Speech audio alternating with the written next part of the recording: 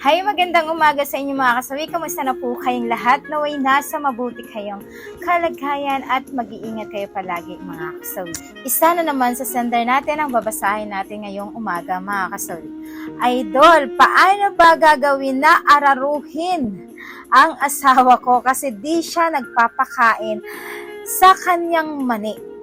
Idol, gusto ko siyang kainin pero ayaw na ayaw niya magpakain. Sabi niya, sa iba na lang raw ako kumain. Ayaw ko naman tumikim ng ibang babae kasi mahal ko siya, idol. Patapik ako, idol. Wow! Ang ating sender mga kasawi ay isang lalaki. Napakabait naman ang ating sender kasi kahit na pinapaubayan na, kahit na pinapayagan na siya ng isang babae na tumikim ng iba ay pero ayaw niyang gawin dahil mahal niya ang isang babae. Wow, sana all na lang tayo, 'di ba? So syempre bibihira 'yun sa mga kalalakihan kung ganoon. Pero dito tayo sa kanyang kahilingan na kung ano ba ang gagawin niya para araruhin at hawa ko sa araro. Ayun mga kasawi. Syempre mga kasawi, para sa ating sender at sa aking suggestion ito, kung gusto mo talaga na araruhin ang asawa mo pagdating sa pagpapakain ng kanyang mani, mga kasawi, ang gawin ninyo. Alam nyo ba, eto lang yan ang tamang teknik bilang babae. Kahit minsan ayaw ng babae ng asawa mo na nagpapakain sa kanyang mani at araruhin mo siya, alam mo ba ang isang teknik lang? Tanungin mo ang asawa mo kung saan siya pwedeng araruhin at kung saan siya pwedeng magpapakain mga kasawi. Kasi ang mga babae, minsan lang yan ay paarte-arte. Minsan lang yan ay paayaw-ayaw. Pero kapag ka pinilit mo ito at kapag ka ito ay sinuyo mo at nilambing mo, naku mga kasawi, sino ba yung mga kababaihan na hindi bibigay sa inyong kalambingan ng inyong mga asawa, di ba? Lahat ng babae ay mabilis, marupok magbigay, lalo kapag ka ang asawa nila ay mahal na mahal nila mga kasawi.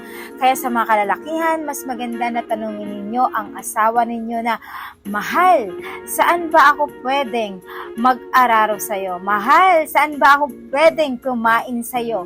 Kung ayaw mo sa mani na magpakain, saan ako pwedeng kumain? Ayan. Tanungin mo ang asawa mo para naman yung asawa mo ay malaman niya at malaman mo kung saan niya gusto na nagpapakain.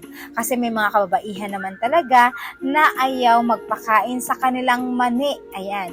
Pero alam nyo ba, isa yan sa 100% na talagang gustong-gusto ng mga kababaihan kapag kinakain ang kanilang mga mani. Mga kasawi, kasi nga sabi ko nga sa inyo, 100% napakasarap ito kapag kinakain ng asawa ninyo ang mga mani ng isang babae.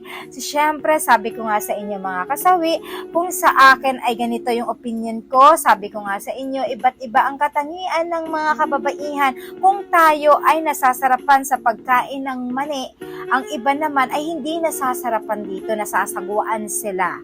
Kaya depende yon sa mga kababaihan, pero bibihira na lang ang mga babae na hindi nagpapakain ng mga mani nila mga kasawi, kasi nga kadalasan ay ito ang number 1 na kahinang mga kababaihan ang mani nila, syempre mga kasawi. At tungkol naman dito mga kasawi, kapag inararo mo ang asawa mo, kailangan tanungin mo kung saan siya bandang araruhin. Ayan, kung simula ba sa paa hanggang ulo magsisimula at unti-unti mo nang itutok sa kanya para naman masimulan mo na ang pag-araro sa kanya mga kasawi. So yan lang po sa ating sender. Kaya sabi ko nga sa inyo, ang mga kalalakihan ay nakadepende sa inyo kung paano ninyo mailalabas ang LL na L ng isang babae. Kasi ang mga babae talaga, hindi sila gagawa ng move, hindi sila agad-agad magpapakita. Bibihira sa mga babae na sila yung nagpapakita ng kanilang kiliti at kahinaan nila. Siyempre, ikaw naman na kalalakihan, kung hindi mo pa nahuli ang kiliti ng misis mo, pwede mong ibulong. Love, saan mo ba gustong kainin? Love, saan mo ba gustong araruhin? Kasi gagawin ko ito para sa'yo dahil gusto ko masatisfied ka kapag ka ito yung ginawa ko. Kapag ito yung sinabi ng isang babae, simulan mo na, wag ka nang patumpik-tumpik kasi nga, habang ginaganahan yung asawa nyo ay gawin na gawin nyo ito kasi ang mga kalalakihan kapag ka nakarinig at nalaman nila na nasasarapan ang kanilang asawa pagdating dito ay nako, nag-i-enjoy na rin yung lalaki kasi feeling nila ay puntos nila ito kapag ka na pa uungol nila ang isang babae at ang kanilang mga asawa, mga kasawi.